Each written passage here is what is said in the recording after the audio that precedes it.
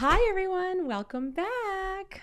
So today is a super, mega, super special show because you're going to get to see and meet my mom. Oh, boy. Rebecca Zapanta. Okay. Hi, yay. Mom. Hi, baby. Okay, guys. So a lot of you ask, where did you learn to be so confident? Where do you have your motivation from? How do you have that spirit? How do you know to be the way you are? Obviously, it was through my own life experience, yes.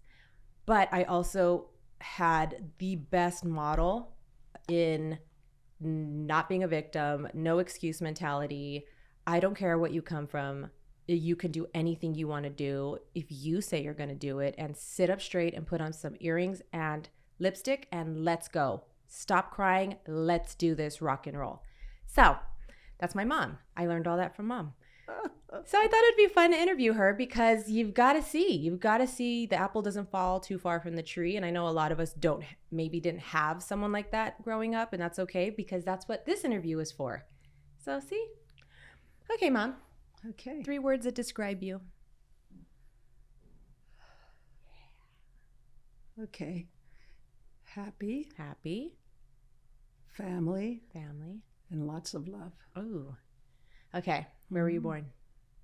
East Los Angeles at County General Hospital. Okay. How many siblings do you have? 6. Okay. Where are you in the 6? Third to the oldest. Third to the oldest. Okay. Now, when you were a little girl, what did you think you would do in your life? Oh, that's a good one. It's okay. And if you didn't know, you didn't know either. Just thinking back when you were a little girl, looking forward at your life, do you remember thinking anything or knowing anything? No, I didn't think anything. It was just growing up, being with my brothers and sisters. Mm-hmm. I didn't think of the future. I didn't have a future dream. Really? It really was one day at a time.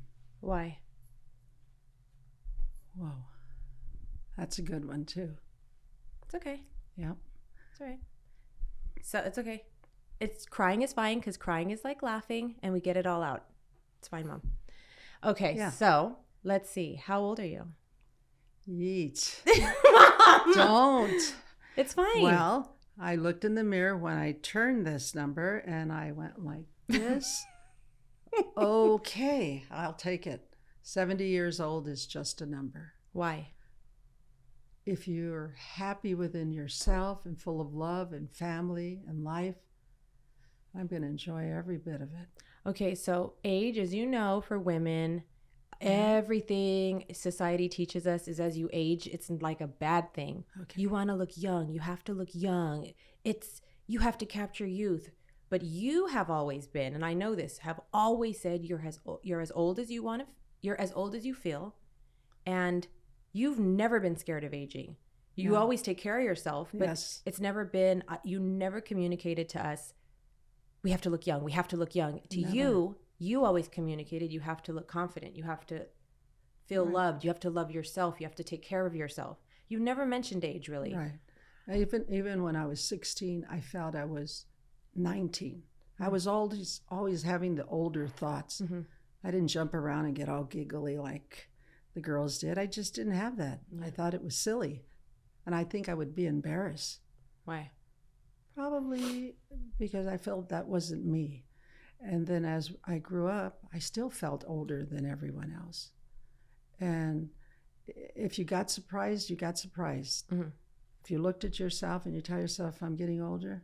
But I just went with the program. I took care of myself. We didn't have money to take care of yourself.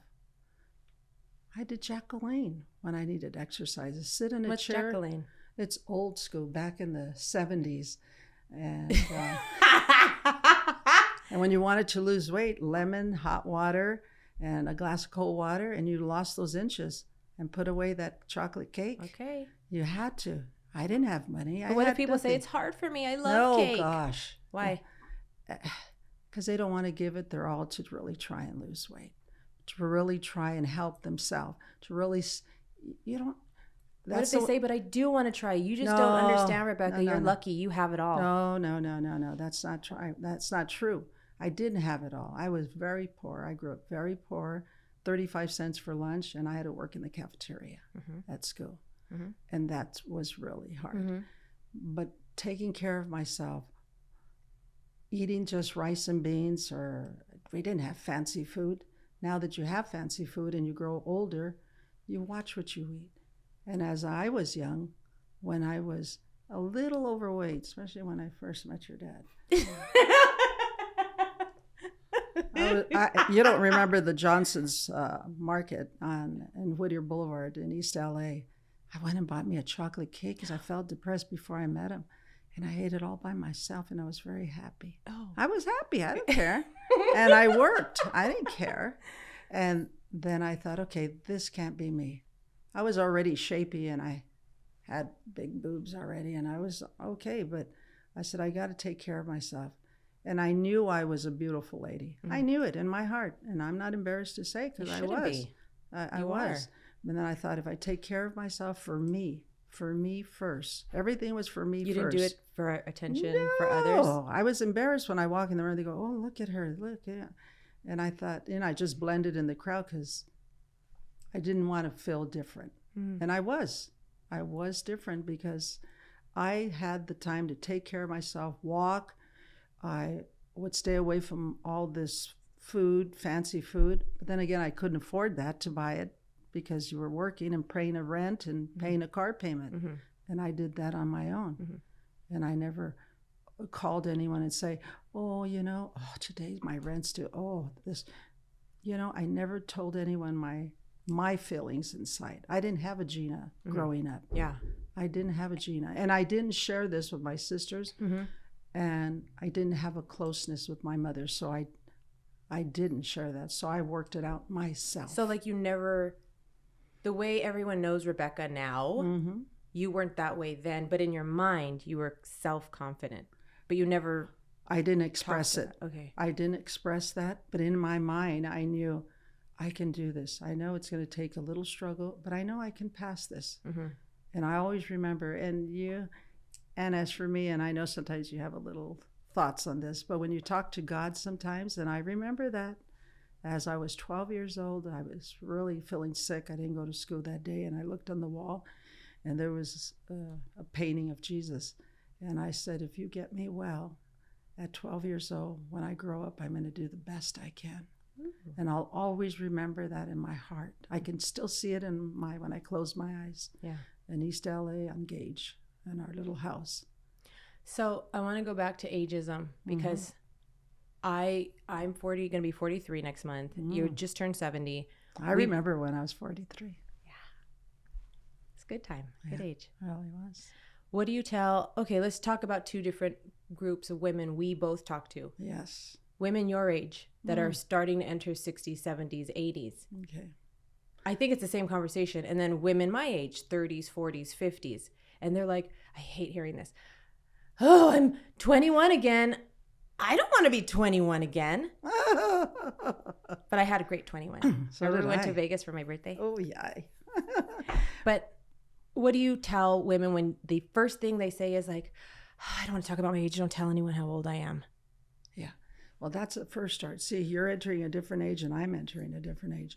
But remember, our women are entering a different age of widowism. And other women are entering the days of husband and wife, but they're growing apart. Yeah. They're growing apart. Ooh, that's interesting. They're growing apart because they forgot that romantic feeling. And it's more important. Yeah, I do. I think of that a lot. Wow. And I don't ever want to lose it. And I never have, because I brought it back into my life again. Oh, I know. We're going to talk about that. Yeah. Okay, but what do you tell a woman or a person, not even a woman, because it doesn't matter what you are. It's really, we're all aging. Every moment since the moment we've been born, we're aging. What do you tell someone who wants to feel confident about aging? Because you do it. And I know you don't probably feel it all the time, but you express that you do. I think most of the time I feel it. Okay. I do, Jean. You know, now that it's like leave everything behind. And I could say Debbie Downers or woe is me or people, tomorrow I'll do it or this. Why wait for tomorrow? We might not be here tomorrow. Mm-hmm. Every day is a blessing that we come into the age we are, and to look forward. First of all, you do everything for yourself. Why? Number one. Why? I love myself too much. I love myself too much to not take care of I have to take care of myself because I want to. What if you have all these kids and you have a job and you have a husband and you have to go to soccer and you have to go to the grocery, you have to go to work? Gina, I did all that when I had 5 children. Thank you. What? I did classroom visits with all of you. I'd sit in one chair, get up, go to Valerie's room, get up, go to another room, get up. And that they saw me like, oh, there's Mrs. Zapanta running around again. And you were still taking care of yourself. And I was still in my heels, in my jeans, in my shirt, had all my makeup on. Yep. Every day. Every day. Never seen you never left a day without earrings. Why? My grandmother always wore earrings and always told me, never go out of the house without putting yourself together because you never know who you run into. Ooh. It's so true, Gina. Back then in the days, they wore rollers. Who's going to go outside with rollers? Rollers, and then they had those thick pajama things. Oh, that was sad. I could never do that. And that's the same thing with the certain shoes that people wore. And I was poor. I didn't have money, but I didn't like the look because it wasn't pretty. Mm-hmm. But I've stayed this way, and I took care of my skin. I took care of my body as I was younger. I tell you how I took care of my skin. And people think, oh, what did she do? No, I didn't do nothing. I just love myself too much that I can say that I was a very happy person growing up. As for myself, yes, I had struggles. Yes, getting at the age of 20 and trying to figure out where am I going to go. I know I'm working. I know I'm making my own money. I didn't need anyone's money. And just made enough for the end of the week and then worked again and just survived. But I thought, I know something good's waiting for me because I'm trying very hard to get there. Mm-hmm. What do you tell women, or again, I say women because it's mostly women who talk to us, but anyone really, that come to you and say, I just don't have the motivation? Because the ones that you and I have this gift where people come to us and we could just read them. I'm like, oof. Gina, I have this. Even when I'm in the mall. I know it. I know. Someone stops it. Oh, I love your hair. And then right their hair is all straggly. You're just about the same age I am. Yeah. And you're not trying hard enough, but you have enough shopping bags around you, but you didn't have the time to cut your hair. That's it. Color it. That's all. And put earrings and just look. You make yourself look good. Your confidence, you tell yourself, I know I look good. And I always tell someone, you look nice too. Look how pretty your dress is. Look how pretty. Even if they're still missing something, I still tell them because it makes them feel good. So maybe they'll try harder next time.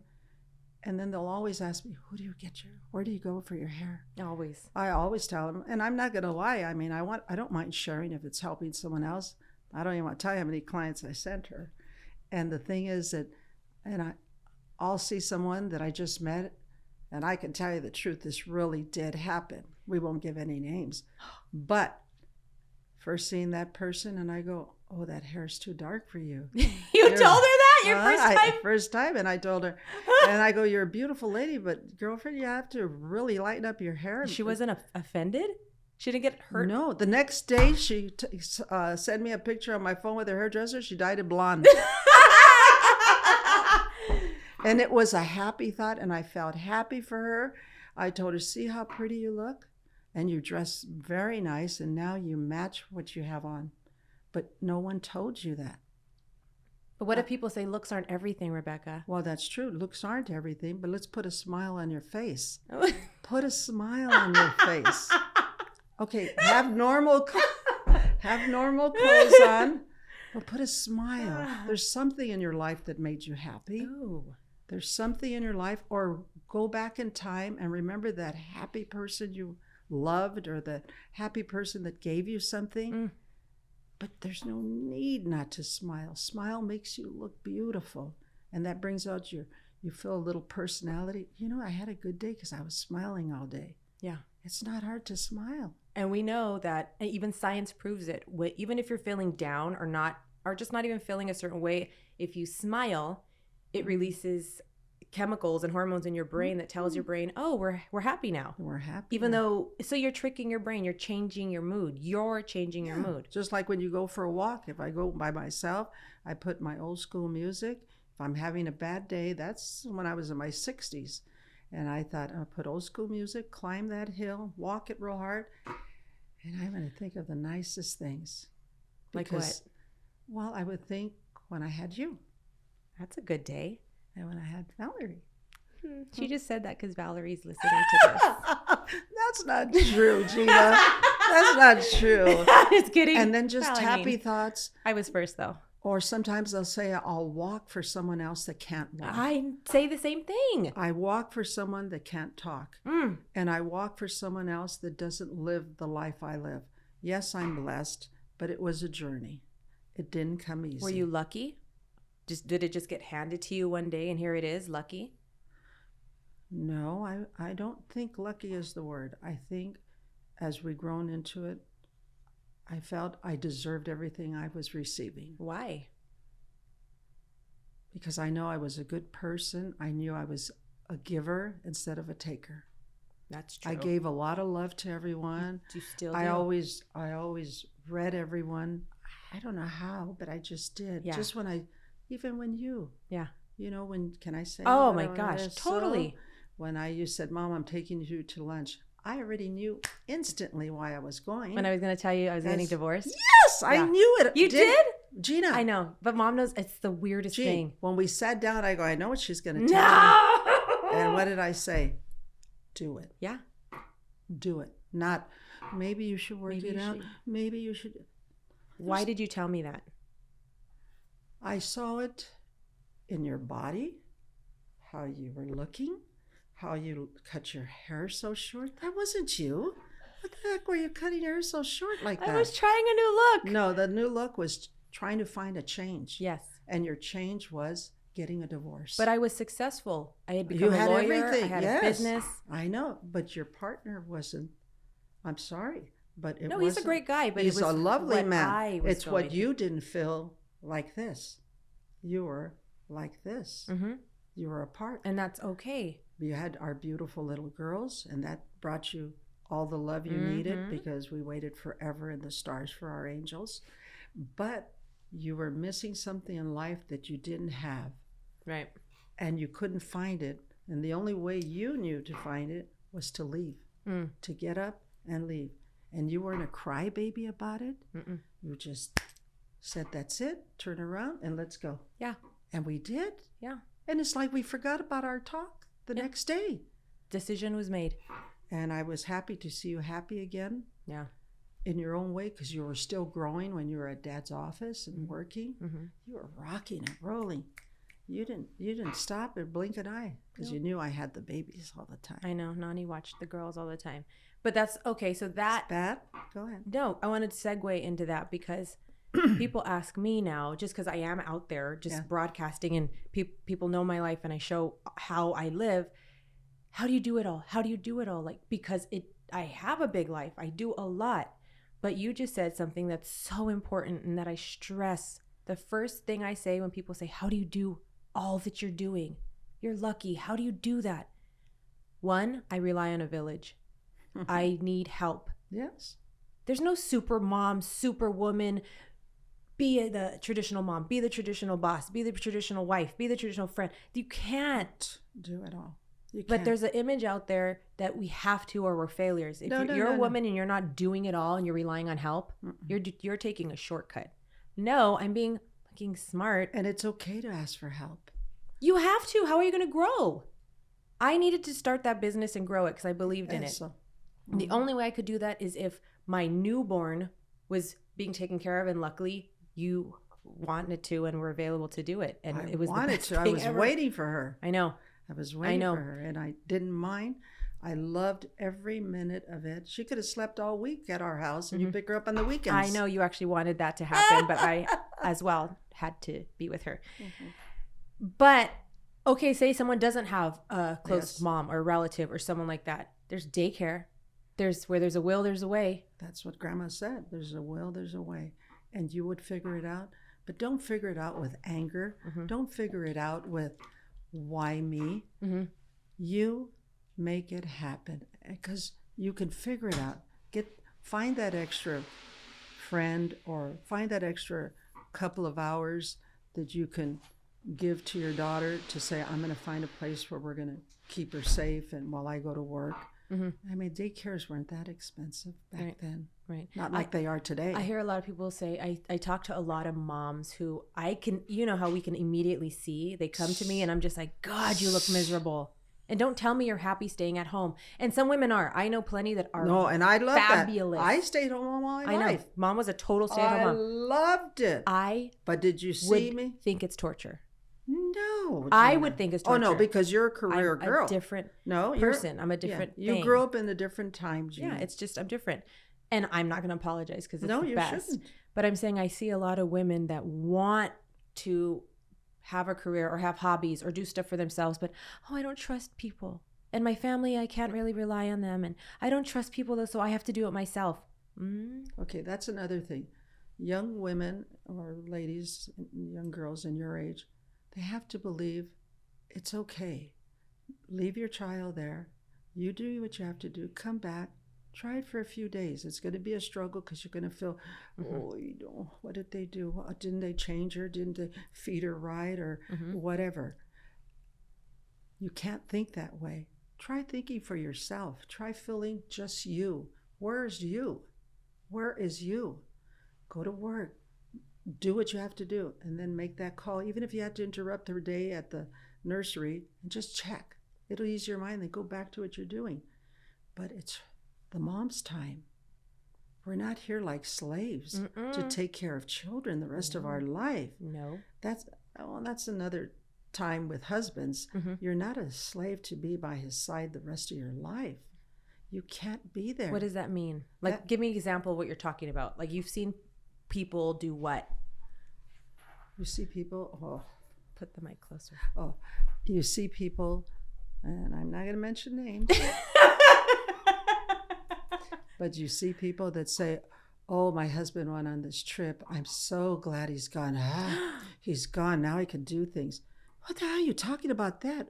What if the plane crashed? What if he got in a bad accident? And you're saying that? Just tell him to go on his journey wherever he was going, because I know where they were going, and it was all good stuff. But don't send him away with a harsh thing that you don't have to go. Do you have to go? And just be happy or find something else to do. But don't say those ugly words, because when they're gone forever. But what if they really feel that? Okay, if they really feel that, so why they're away, then why don't you work on something, on changing it? Why don't you have some thoughts? Write down some thoughts that, what can I do to make better? So right now he's not here. I'm breathing. I felt better. He's not right behind me. I don't have to answer to him. Yuck. Write down what you want to do to feel better while he's gone. I didn't have you when I was growing up. Right. So I had to figure my things, because don't tell me there's a perfect marriage. There isn't. No one, ever, never. And I tell myself, I'm gonna go to the gym. Sure, it cost a few dollars. Work out. And I came back with the endorphins in my brain, feeling a little refreshed. Walked around the canyon there by myself with my music. Came back perspiring. I says, you know what? I'm okay. And then so if people do that, and let's just say if they're in a relationship or a marriage with someone, and they know, you know in your gut if it's not meant for you. You know, there's no amount of, and people are going to argue with me by me saying this, but there's no amount of therapy and counseling. And if you know, going to a therapist or a counselor is just prolonging the inevitable, and you're torturing yourself for nothing. Unless both of you are partners and you're like, we both want to work on it. And you're both agreeing on it. And you're both agreeing, then yes, that's where I think therapy is. But one is helpful. still staying home or working turbo every day. And the other one is like, okay, I'm working, have the kids, and I'm trying to see if he can come closer to me. This is why I say, as you get older, it goes, you grow apart. But you have to stay like this together. your But whole it's okay life. if they stay together or it grows apart. You just have to acknowledge Your feelings. what's happening. And always ask as you get older, what do you need? Oh. What do I need? Do you want to do this? Okay, we'll do it. And you get surprised because you say, we can. Mm-hmm. We're older. There's no such word as can't. Mm-hmm. Let's walk around the block, walk in the mall.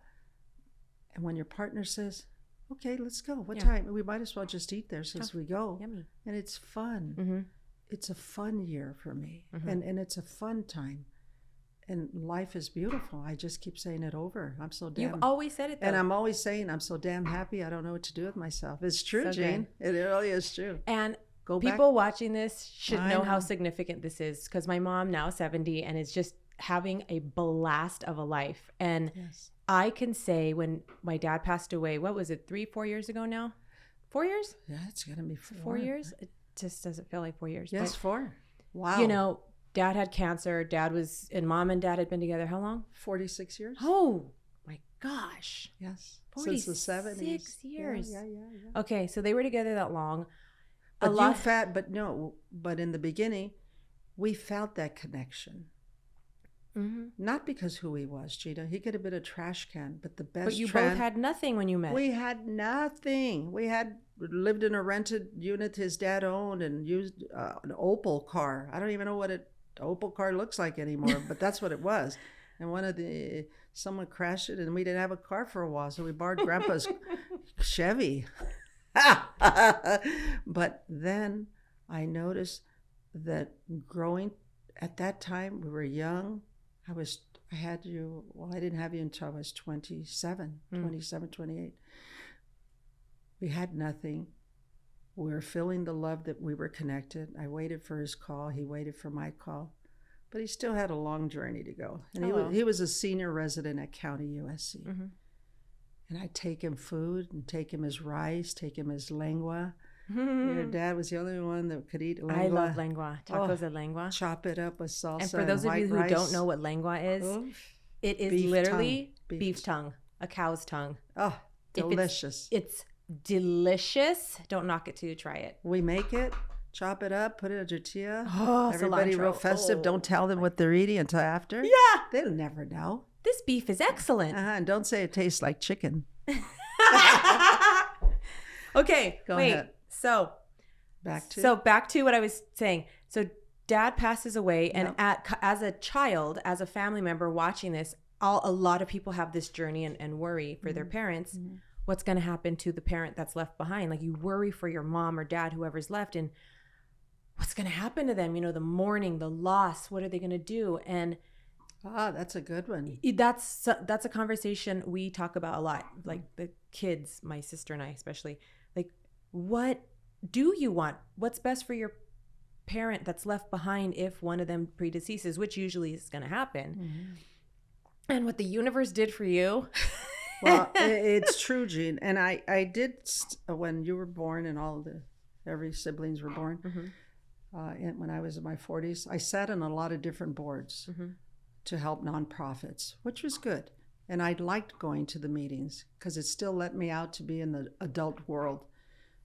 It helped my self-esteem to be the person I was outside.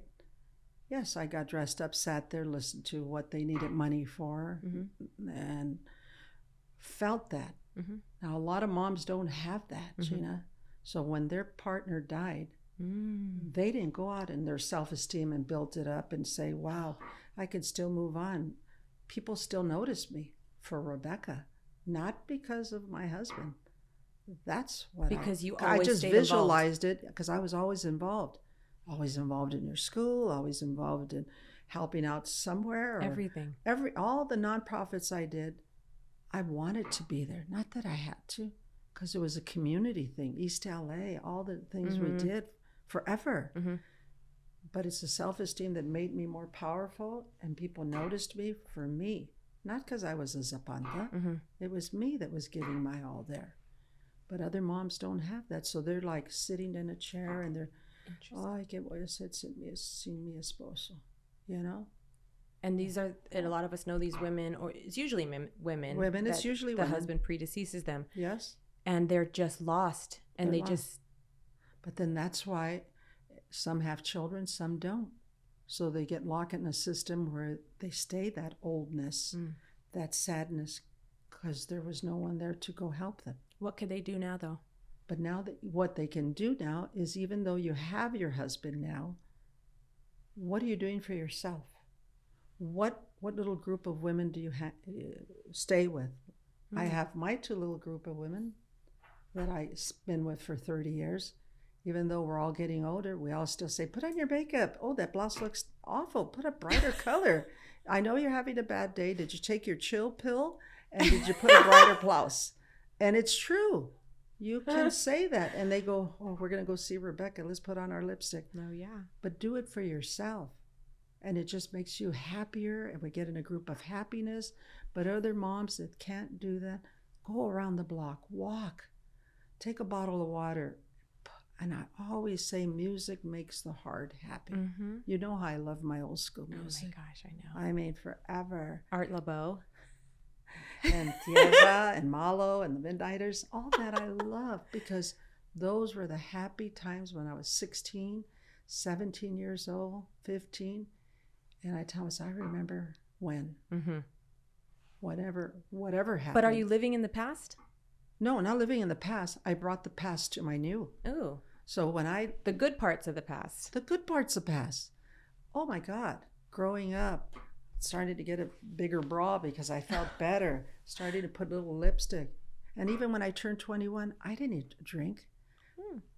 I thought, okay, I don't really want to drink when I turned 21. So I think I had my first drink almost getting near 22. Wow. Because I didn't think it was cool. Yeah. I didn't feel it. Yeah. Maybe it was an old thing, I thought. As I got older, I says, okay, now I know this is me. This is Rebecca's body. This is Rebecca. And I know that I'm so blessed today that I'm back in Rebecca's world, because I missed it from when I was in the 1976. And then when I had you, my world wasn't mine anymore. Why?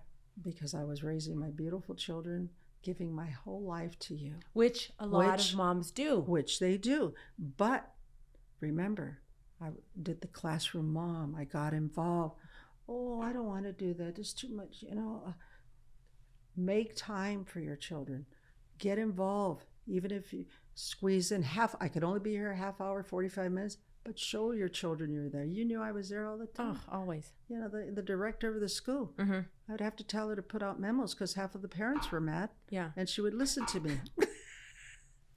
And that's okay, because not every mom or parent can do that. But I didn't have a strong personality growing up, Gina. Remember, I was a quiet girl. But as I grew up, and I thought, I have to start standing for myself, because I'm here, I'm poor. We have no food to eat. Sometimes we didn't celebrate birthdays because we had nothing to celebrate. But I thought, I'm going to make it a better world when I have children, whoever I married. And I didn't know I was going to marry your dad. But I'm going to make this a better world for my children and be there. Yeah. I never thought, well, I'll be with them, but I'm, not going to do just my didn't best. even... It just comes naturally, Jean. Okay, so then what do you tell? So you're a perfect example of resilience, which, you just, if life throws something at you, you figure it out, you just pivot. You're never a victim. You go through the emotions, natural. No, you cry, you process it, you do that, but it doesn't define you. It doesn't stop you. No, anything I've ever seen you go through, you're just like, okay, cry it out, process it. Okay, now how do I deal with this? Right.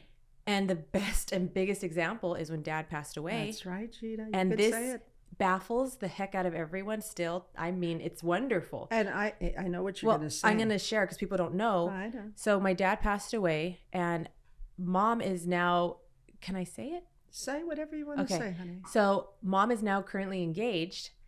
Hello. New life, new me. And the way the universe worked for Mom is that Dad passes away, and it was just, as you can imagine, awful to see him just deteriorating before our eyes and everything that comes with that. And it's just heavy. And then at that time, we didn't have perfect posture. Oh, well, that's a pretty shitty time.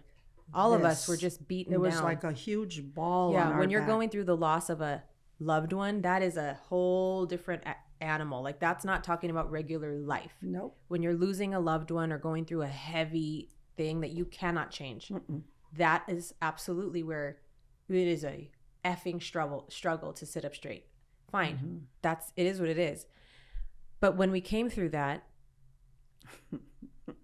I would say the way the universe worked. Yeah. Interesting. RC, Richard Cordova, who he and his former wife, Janice, were friends with you and Dad for 15 years. 15 years. He was the former president of Children's Hospital, Los Angeles. Very involved in organizations and community. And wonderful couple. Loved him. You guys hung out all the time. Yes. Janice Cordova, Richard's former wife, is diagnosed with pancreatic cancer, unfortunately, and passes very quickly, as that happens with that cancer. And he was married to her for how long? 42 years. Okay, 42 years. They have beautiful children, grandchildren, everything. They have it all. She passes away. And Dad received his diagnosis probably before hers, right? Right, and they would check on each other. They would How's check on each Janice? other. Yeah. How's Richard? They'd go back and forth. And then so Dad, how much longer after Janice? 7 months. 7 months after Janice, Dad takes a turn for the worse, which was unexpected because we didn't think. I didn't think he was leaving. None of us. No. He said his prognosis was 5 years. He kept saying 5 years, but I think he knew. He knew, and he didn't tell us. He didn't tell us. He didn't want us to worry. I know. I know that because I saw him every day, and as he wore that oxygen every day, and had the driver take him to work, or I'll drive him to the industry's clinics. Take me to work. I want to go see my He didn't patient. want to stop working. He didn't want to stop. He went. Which I understand him. Why? 2 days before he died. I know. Seeing his patients. I know. But he knew more. He knew in his he was heart. sicker than he told us. And just like Dad, like protecting us. Yep, he did. I know what he was thinking. Why tell them? Why make them suffer? Yeah. And worry more than they already are. So that was that. So Dad passes away, and you were already pre-mourning Dad passing in a sense, but also helping RC. I think I mourned Dad once I found out. Yeah, the diagnosis. Once I found out, because who went to all the visits? Yeah, I did. Yeah. How many times did Dad stay in the hospital? I know. A lot. And how many times did he have heart surgery? Oh my God. Okay, so all that, and as I kept going lower and lower and lower, I thought he is going to leave Earth. And I asked God, if you're going to take him now. Yeah. Because he's really suffering. This is not the man. It was terrible. This is not the man that wanted to be out there. And he always told us, do not let anybody see me this way. Yep. Because he was like you. Proud, strong. Going. Yeah. And so you are mourning that process, but at the same time, you being you, always wanting to serve and help others, you're also reaching out to RC during his mourning because Janice had passed away. Well, he would always go to the cemetery behind our house, Rose Hill Cemetery. Yeah, right next door. And he'd call, and we'd talk, and then one day he called me and said, I have my 3 grandchildren. And you set it off. I did. You did. I'm responsible. Yes, because I said, Richard Cordova called. He has his 3 grandchildren. I have Sophie and Vale. And you said, Mom, you were at the office with Dad. He was already sick. Yeah. And you said, Mom, use my SUV, take them all to Knoxbury. I said that? You said that. And I said, okay. So I got the car. We loaded. He brought all his kids. They were so happy. Once we got, and I never, honest to God, in my eyes, never saw him that. I was just saw him, had to say, okay, 1, 2, 3, 4, 5. 5 girls. I better come back with 5 girls. Because the moms won't be happy with me. Get to Knoxbury Farm. Yeah. Let them run by. I got him all the same colored T-shirts so we wouldn't lose. There were pink T-shirts. I have pictures of it. I still have those pictures in my phone. Never saw anything. Came back home. They went home. We stayed here waiting for you. And it was silence. Yeah.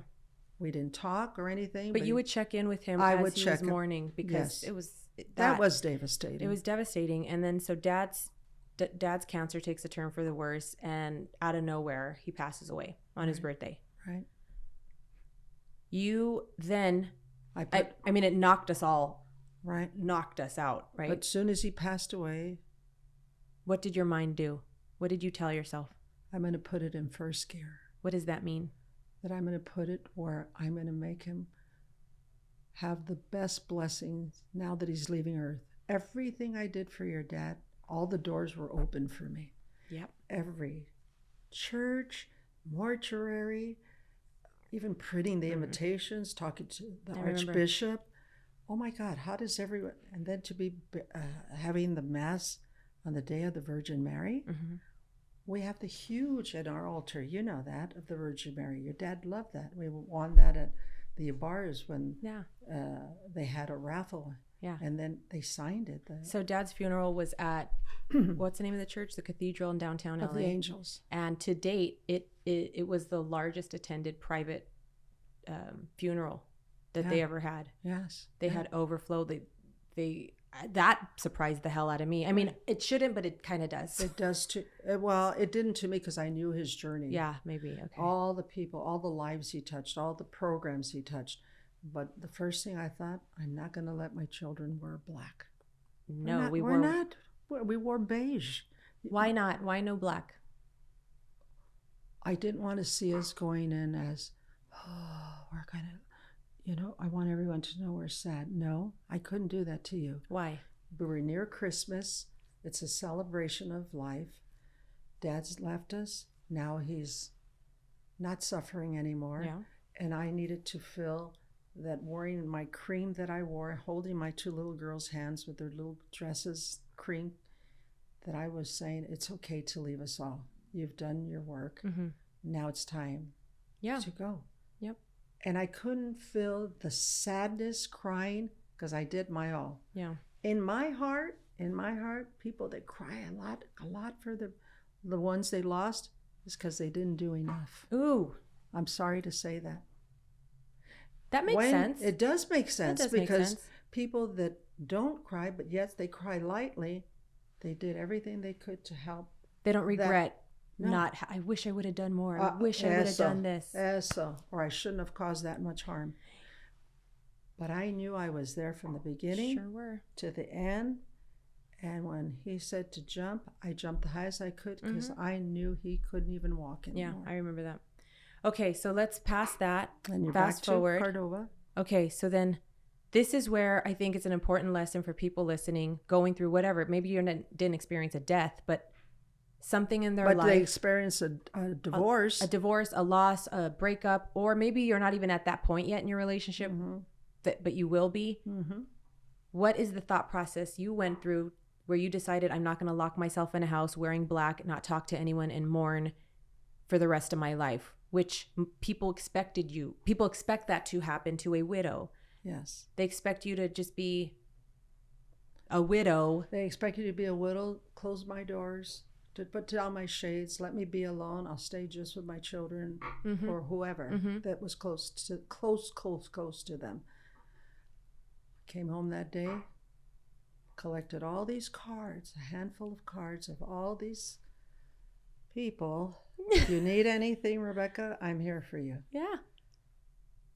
Got home, put them all in the trash with a happy thought. Wait, you mean men were handing you their business cards at the funeral? Yes. Mom. With happy thought. Because I had no thought of that. Stop. No, I'm not worried about you. I'm talking about them. Well, I know, but I mean.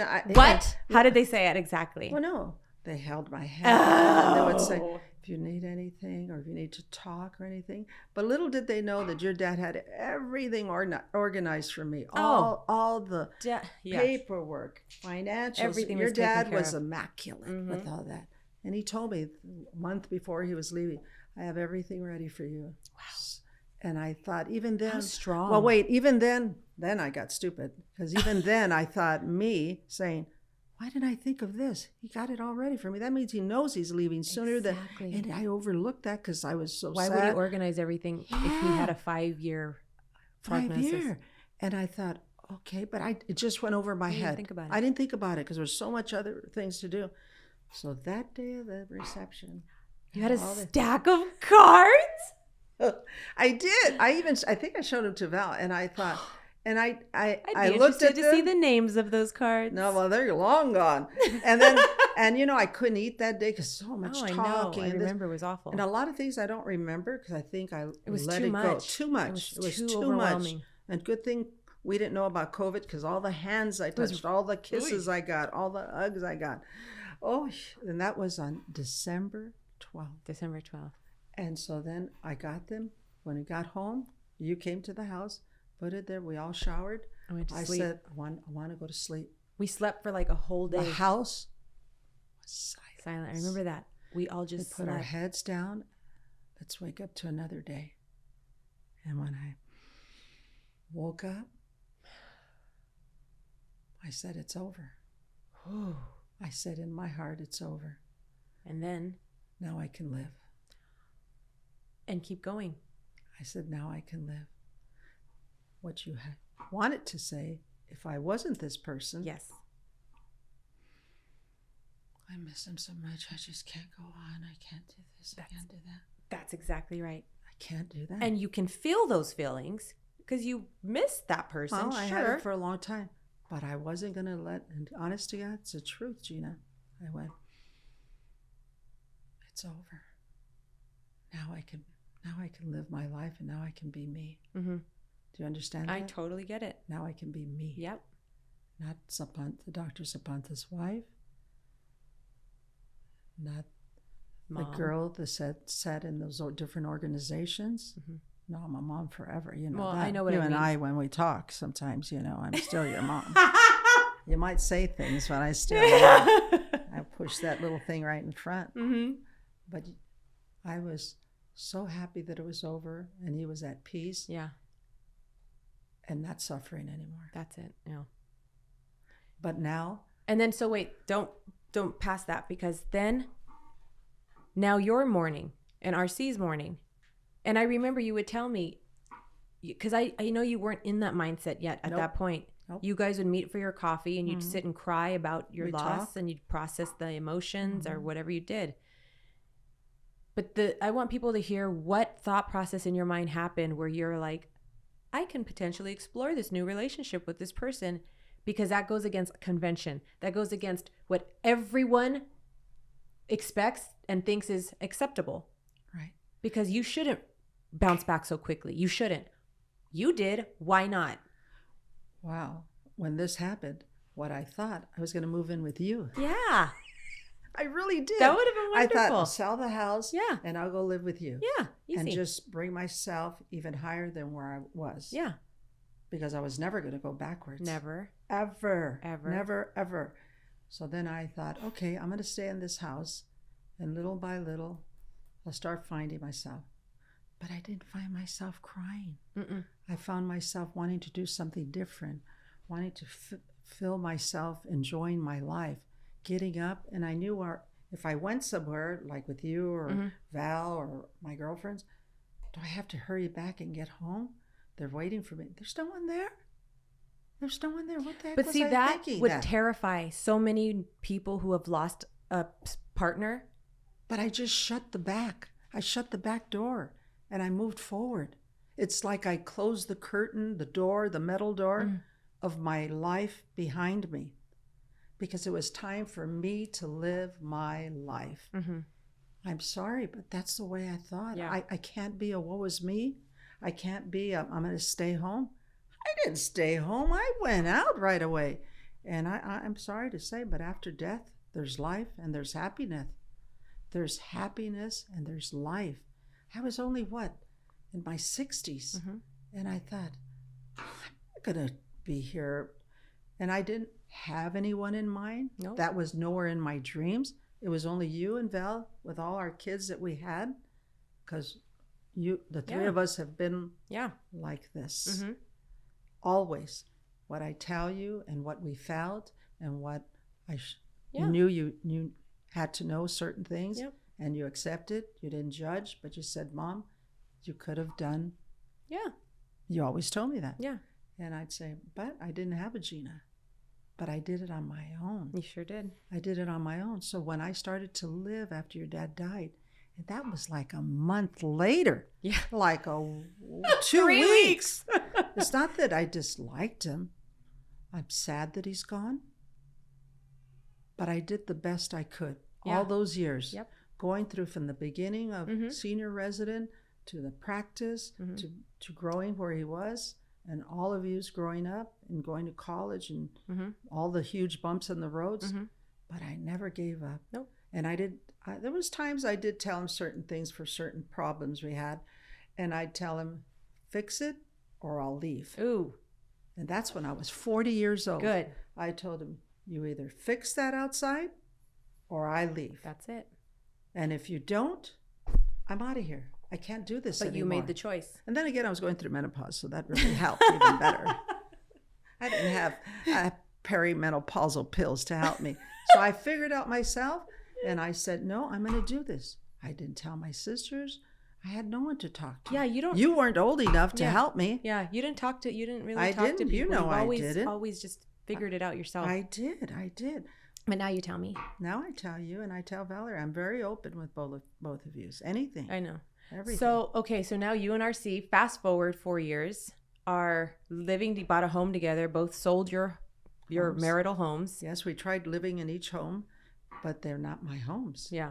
His home was not mine, and my home wasn't his. So you decided to buy a home together, sell them, buy a home. In fact, his daughter had says, Dad, you built new memories. Oh, that's How old are you, Dad? beautiful. Now you built new memories. Yeah. And RC always told his daughters, your mom told you that I could never be alone. And that's the truth. Oh. Janice told him he'll always need someone to sweet. love. And he loved her That's very sweet. much. Yeah. He loved her No, very of much. course. Of course. Okay. So, and then that's a whole other conversation that your family accepted it. Your true friends, because when you let people know you were in a relationship less than 2-3 months after Dad passes. Yeah. How many why haters? not? How many haters did you get? Well, we don't mention names or anything, but I knew who was. I know who they are. I know, but I wasn't going to say anything. Is if it's jealousy or they didn't have the love that you needed to have, because everyone I know, either they're still together, but you have to have that love. You don't have to have all that sex and stuff, but hold hands, treat each other kind, don't overspeak when you shouldn't, let them finish talking, then continue the conversation. And there's certain people that do that, and that's not good. Because you're belittling your partner, you're belittling the other partner, and I think that's deadly wrong. So why stay? Yeah. Well, I just felt I'm just going to do the best. Why didn't you care about the judgment that people were like, oh, Rebecca's with someone so quickly? That's wrong. Well, like I told them, like I told you, and you told me, I don't owe anyone any explanation. I Period. owe no one money. No. I owed no one any answer. This is my life. I have my family. I have my grandchildren. My brothers and sisters went like this. The people that were really, truly there for you, were truly there for us. 100%. Open We're like, arms. go, Rebecca, do it. Do it. You know what they said? I'm so happy to see you happy. What else would you want, right? And my other dearest friends that are much older, I'm so happy you found happiness. You know how lucky you are to have that? Other people never find it. But is it luck? Or did you choose to go do it? Well, I choose to be where I was at. I chose to have the person. I chose to have the person in my life. You chose not to sit in the room crying. Right. And it wasn't for any looks or any, I don't care who it could have been. Kindness, love, family, still thinking of God in some way, and always being together. Yep. I've never had someone together with me in all my life, because your dad was such a wonderful doctor, always just being there. We were always second. Always. The first was the hospital and the patients. Always. We were always in the back corner, second. But now I'm first in line. I thought I was last in line because we were Zapantas. The Z, end of the alphabet. But now I'm in front of the line because I want other people to know how happy it is that you don't mourn. Let them go. Let them live their life in heaven. Start living your life. Start being a Rebecca again. Start being where you These aren't expensive clothes. They just look neat because you made them look neat. Do you get dressed every day? Every day. Why? Because I love myself, and I love, even when I go to the gym, hello, I go work out with the trainer, and I tell myself, okay, she's making me lift these weights and stuff. She goes, oh, you're always so stylish.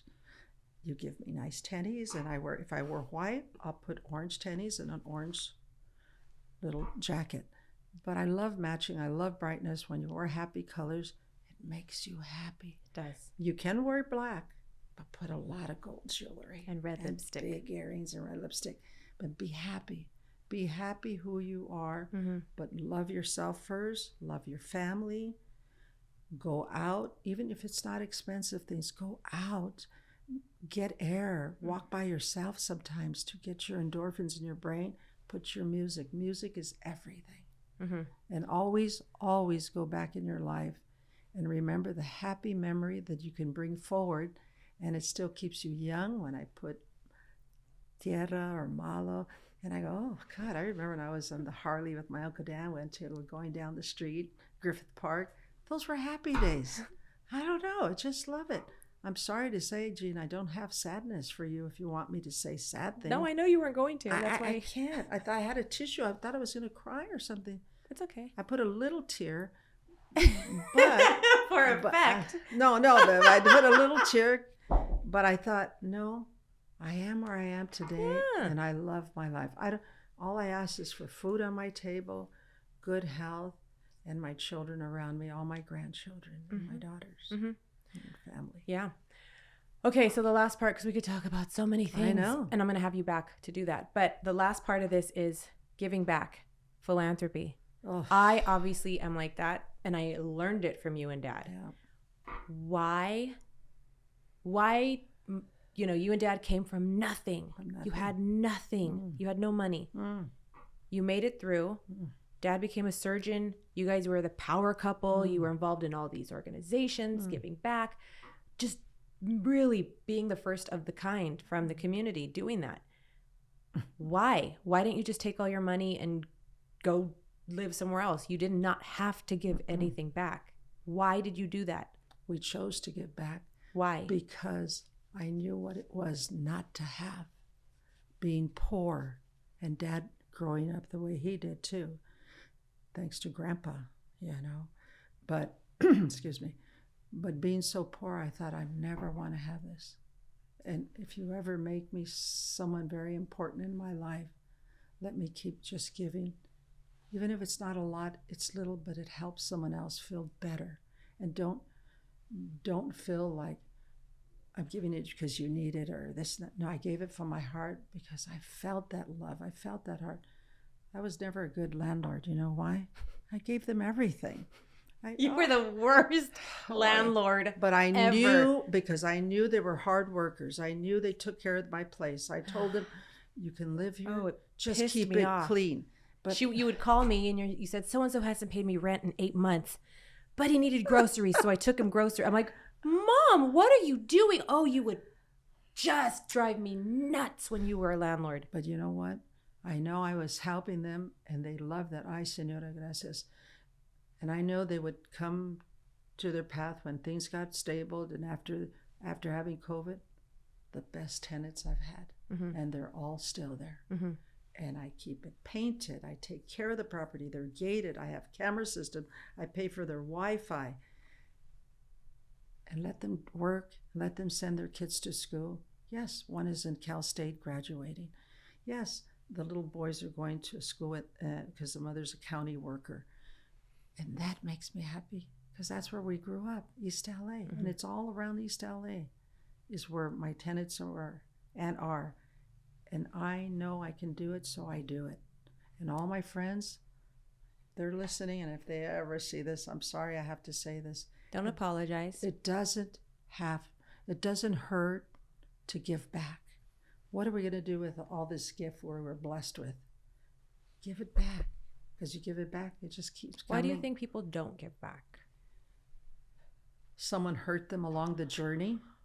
Oh. Someone hurt them along the journey in a nonprofit or didn't do what they wanted to do. So give me back my money. I will give it to But they someone were else. giving it for the wrong reason then, because they were waiting for something in return. In return, and they didn't get it. Mm-hmm. And I know a few people like that. And I thought, oh, no, you didn't. So you'll never give to a what? Oh. I won't even say what cause. Yeah. For that. Nope, because it didn't work for me and they didn't give me what I needed. So never asked me for that. Oh. And I thought, you have what? And you're not going to give what? Okay, so that is why they're living the way they're living today. And I won't. And say they have how. all the money in the world, but are they happy? No, they can't be. They're not happy. How could you not be happy when you're not smiling and saying, it's not a lot of money, but this is what I'm offering. It's not a lot of food, but this is what I can give. You just feel happy inside. Mm-hmm. And it just works. But shame on the people that have it and don't give it. Shame on them. I agree. Mm-hmm. Okay, so this is the first of probably many interviews with my mom because she's so smart and beautiful. Oh, baby. And now you know where I get it from. Honey. My baby. So anyways, everyone, thank you for watching. I hope you found this resourceful. We mean it. This is us. Yes. Nothing to hide. We don't apologize for any of it. And thank you for having me and letting me share. Thank you for having me. No, and Get yay! it? That's a good one, Jean. That's true. 14 hours of labor. Oh, woo! God. And that's another thing. I never took any shots, any saddleback or right-up back or whatever you girls Epidural? do. I did nothing. I stared at one wall before I leave. No way. One wall, and there was a little picture, and I focused. And I did that on my own. I would never. And I can say something, and it's going to make you feel a little different. I was by myself. No one was in the room with me. Where was Dad? I don't know.